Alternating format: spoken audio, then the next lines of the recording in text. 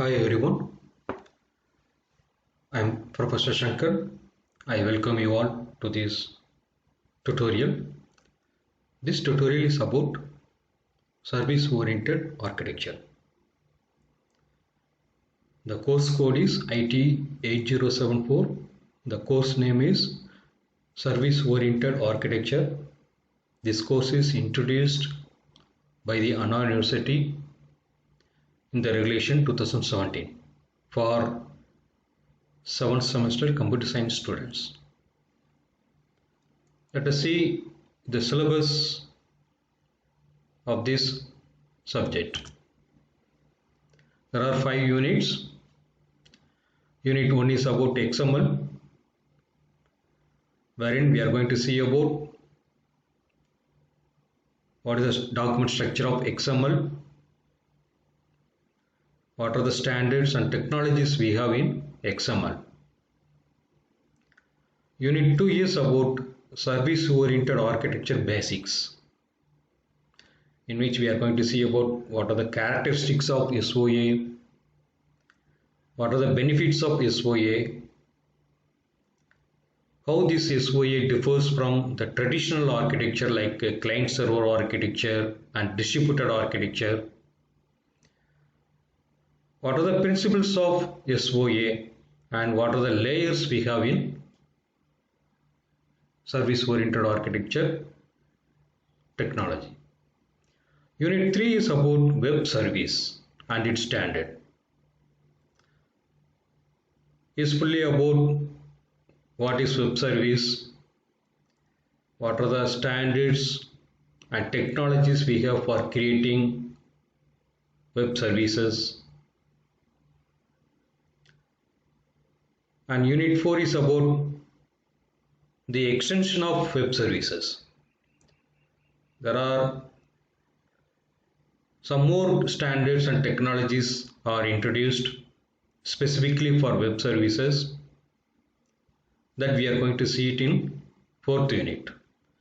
Unit 5 is about service-oriented analysis and design, in which we are going to see about what are the principles of service-oriented analysis and design, what are the guidelines, design guidelines we have for design and analysis, and one case study about service-oriented architecture, design and analysis. In addition with this syllabus, that I am going to introduce one topic as content beyond syllabus. The next level of service-oriented architecture is microservices architecture. At present, the software industry is using it. That I am going to give an outline on microservices architecture in this tutorial also. So what is that? What are the objectives of learning this service-oriented architecture? It is very much important to know. The very first one is to understand the fundamentals of XML.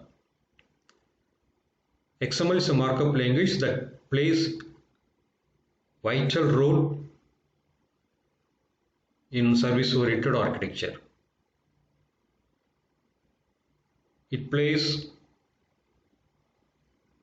how to create services, how to create or how to develop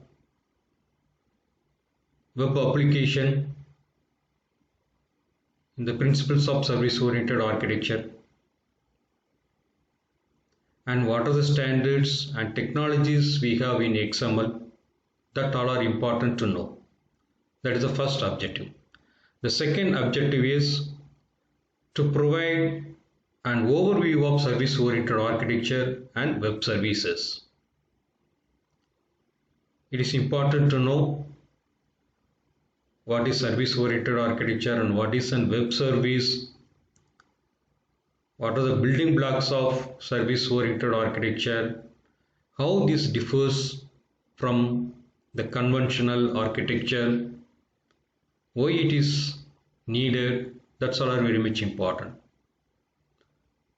Third objective is to understand web services and its standards.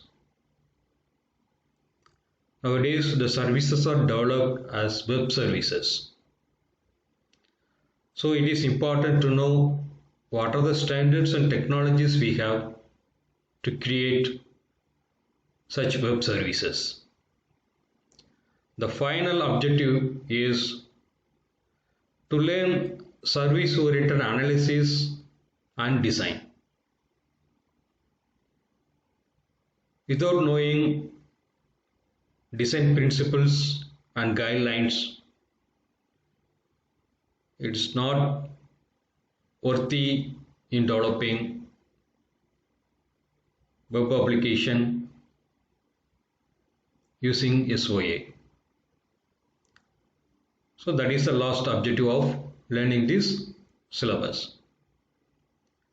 Let's get into the subject. So in this tutorial that I am going to introduce XML document structure. Upon completing this topic, you will be able to know what is an XML, why it is needed, how this XML differs from other markup languages, specifically HTML, what are the benefits of using XML, and what is the document structure of XML, and what are the components, building blocks of XML document. The first one is, what is an XML? XML stands for Extensible Markup Language. It's a kind of markup language. It's not a programming language like C, C++, Java and others.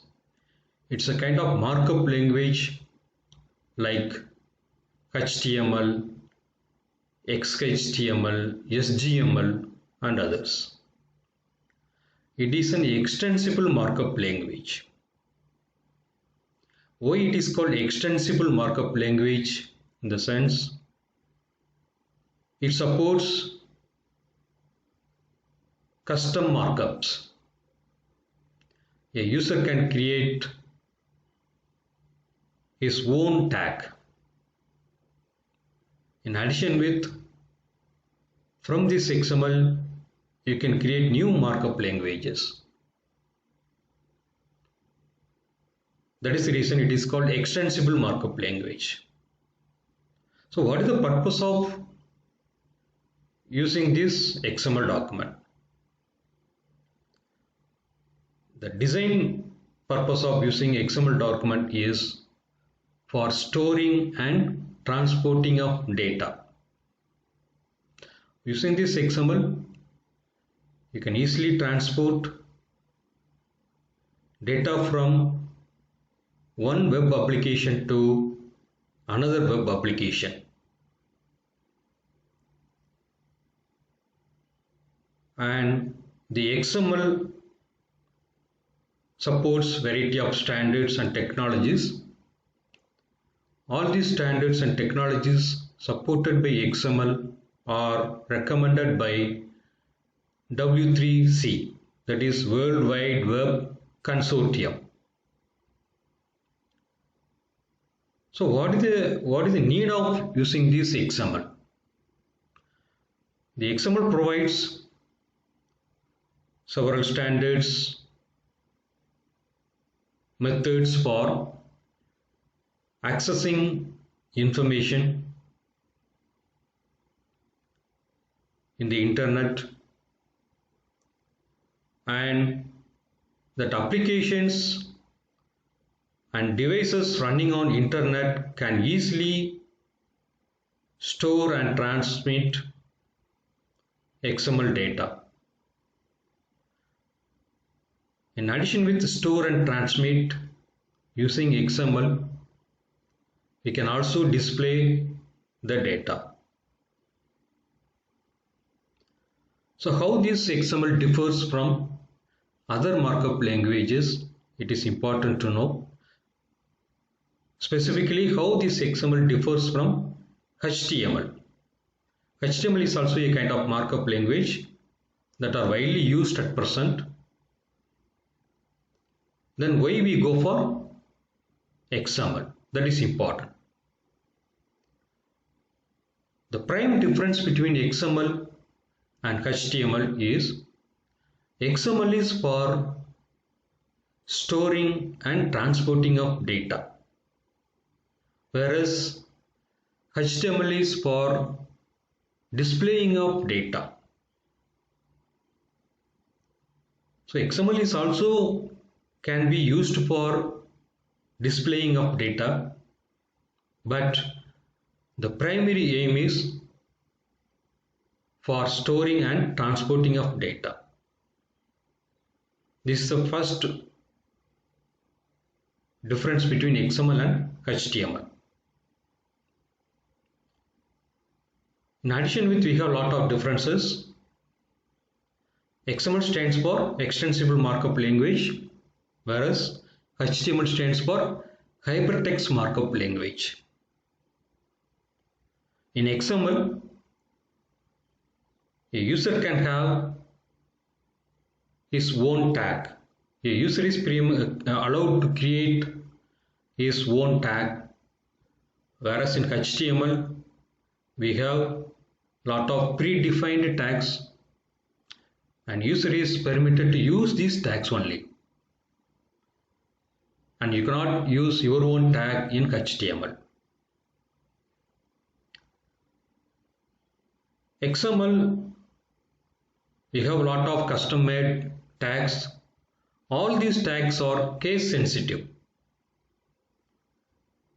That is, the tags used in one place, the same way it has to be used in other places. Whereas in HTML, the tags are not case sensitive.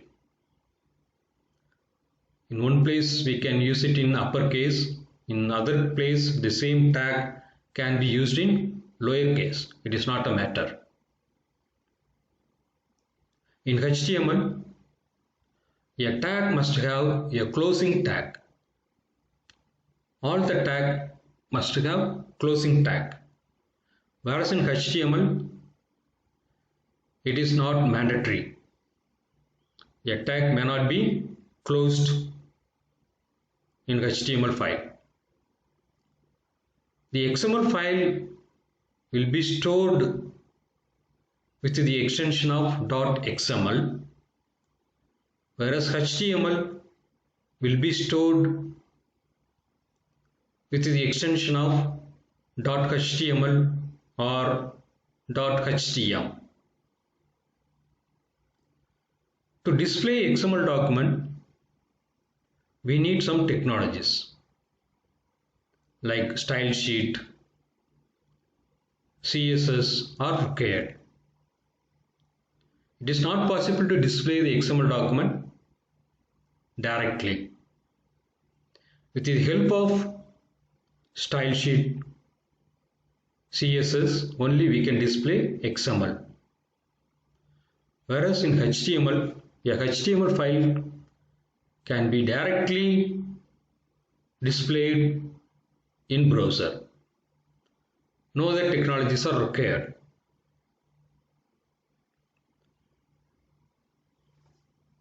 This is an simple example for XML code.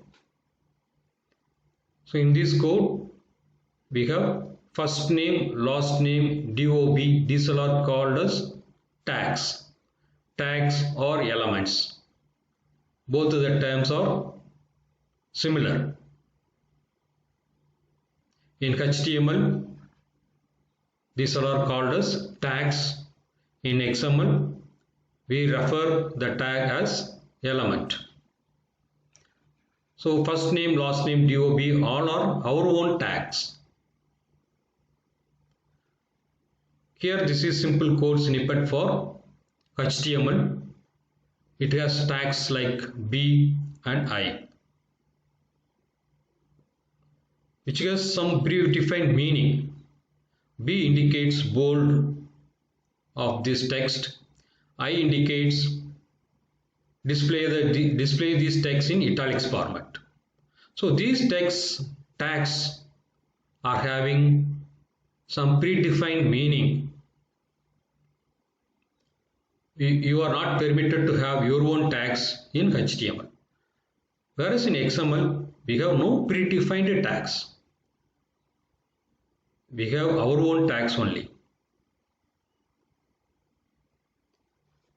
The next is XML document structure. There are several parts of XML document. The XML document, the first line of the XML document is XML declaration statement. Each and every XML file will have a declaration statement at its first. So how do we create XML declaration statement? This is XML declaration statement. Less than question mark XML version encoding standalone. The XML declaration ends with question mark and greater than symbol. The terms version, encoding, standalone, these all are attributes of XML declaration tag. The first attribute is version. The name of the attribute is version.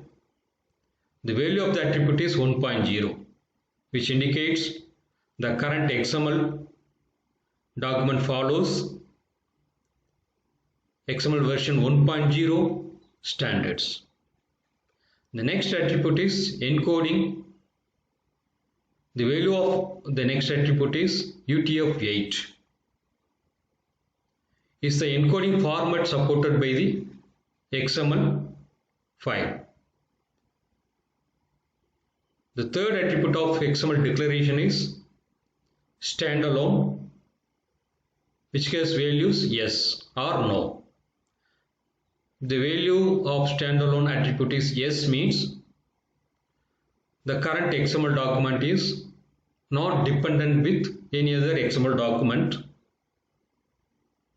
On the other hand, if the standalone equal to no means the current XML document is depending with other XML document. This XML declaration statement, also called as XML prologue, both are similar term. So next to this XML declaration statement, we usually have document type declaration statement. It is created using doc type element, less than explanatory symbol, then doc type, then root element of the XML document, then one identifier. The identifier can be system or public. Next to that identifier, we have file name of the DTD file. Document type declaration, simply called as DTD. This document type declaration indicates is there any DTD file linked with the current XML file. DTD file is used for validating the current XML file. So it indicates is there any DTD file linked with the current XML file or not. Next to that document type declaration statement, we have XML body. In the XML body, we have our own tags. The tags are created on particular things. So in this example, we have our own tags like library, self, book, title, author, price, year. These all are our own tags that we have in this current XML document. The tag or element in XML, tags or element, both are similar term. So the tag library is called a root element for this XML file. This root element contains one child element called self. This self is a child element for root element library. Also we can say it is parent for one child element called book. The book is parent for title, author, price and year.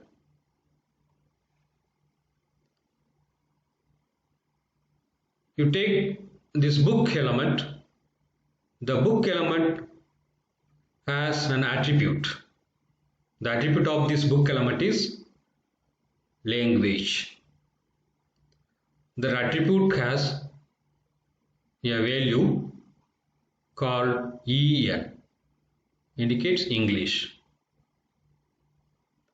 That each and every attribute of an element is follows a name value pair. That is, an attribute will have a name and value, and the value of an attribute and the name of the attribute both are separated by equal operator. This is the principle of having attribute for an element. The title has no attribute, but it has some text of mice and men. Similarly, the author element has some text, John Steinbeck. The price has text 1000. The year tag also has text 2002. So these are of mice and men, John Steinbeck, 1000, 2002. These all are called as text element or a content for a specific element. 2002 is the content for year element, or we can say it is a text for year element. So these all are known as text element for the elements. So this is about XML body. So what are the building blocks of XML document means? So these are the parts of the XML document. These parts are used for constructing an XML document, so that we say these are building blocks for an XML document. So what are the building blocks we have for an XML document means? XML declaration, DTD, element, attribute and text element. So that's all about this tutorial. The next tutorial we will see about what is well-formed XML and valid XML document. To summarize this tutorial, so in this tutorial that we have seen what is an XML and why it is needed, what are the benefit of using XML, what are the document structure of XML document, how this XML document differs from traditional HTML markup language, and what are the components, what are the building blocks of XML document. That's all about today's tutorial, and we will see you in the next tutorial. Thank you. Thanks for the participation.